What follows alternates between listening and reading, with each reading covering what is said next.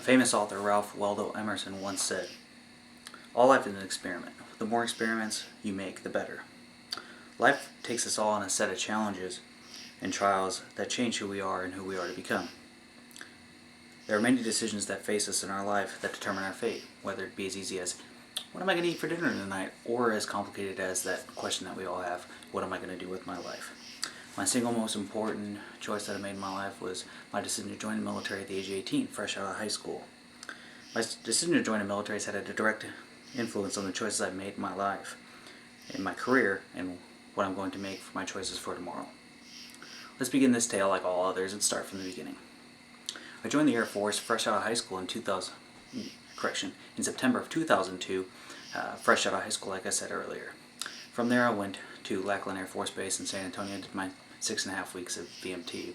From there it was off to tech school to go get my technical training for my job.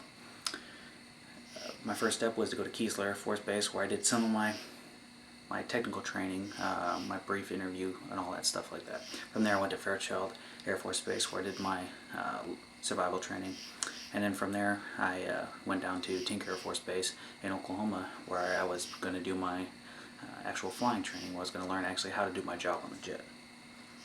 It took about a year to actually get through training before I actually got to go to my operational squadron and started actually doing my job, what I'd actually signed up to do. From June of 2003 to October 2010, I was anywhere from about 25 to 30 25 to 30 short-term 2DYs, whether that be going somewhere for a week or two, and about anywhere between 6 and 8 actual long-term deployments, those ones where we go to 4 or 6 months. I've been all over the U.S. And all over the world too, to include South America, the Caribbean, and even the Middle East, like Iraq and Afghanistan. For those days that I wasn't flying and out there saving the world overseas, I was doing my day-to-day duties, which it might have included working in a mobility shop where I had prepared people for getting ready to go out the door and ready to deploy, or working in a Standoff shop where we were in charge of doing the yearly and monthly evaluations on everybody. Now that we have a brief history about my first 8 years in the Air Force, I would like to discuss my current assignments and duties. Right now I'm currently assigned to the 552nd Training Squadron, where actually is where I went to training before in 2003. It's actually great to get back to my roots and actually train the future of the force.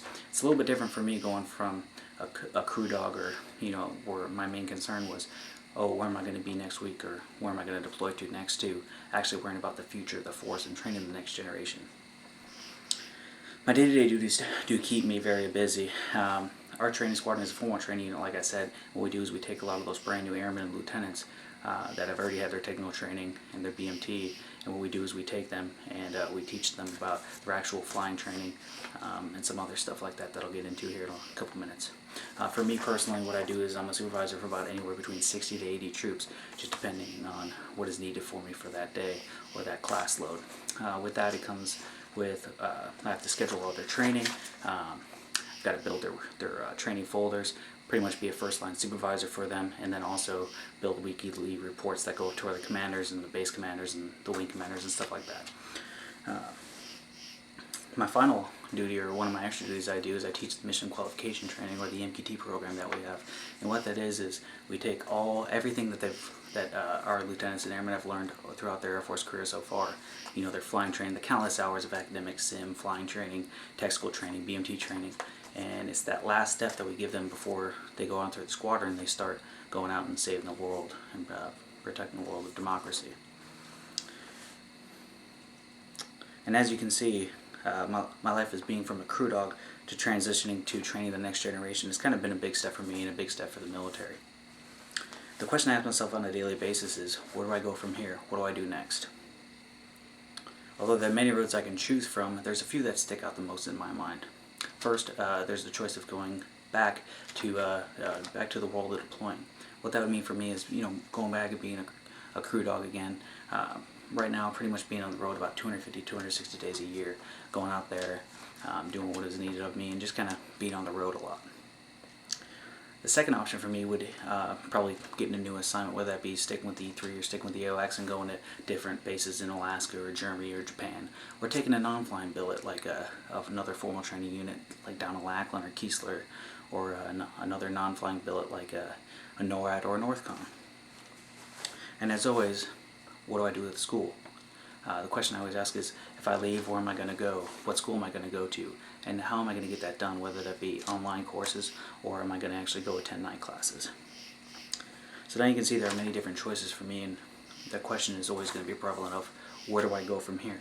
But wherever I go, I know that I'm also going to be serving my country, so I'm going to be doing what's required of me first by the country, and then secondly, doing what I need to do for myself. In conclusion, like I stated earlier, life is a journey that must be traveled by all of us. You can either take life by the horns, or you can get left behind. And I don't know about you all, but I do not want to get left behind. There are also many things that have shaped who I am today because of the decisions I made yesterday. And there are many choices that I have to make for the world of tomorrow. Like a fellow Scotsman, William Wallace, once said, "Every man dies, but not every man lives."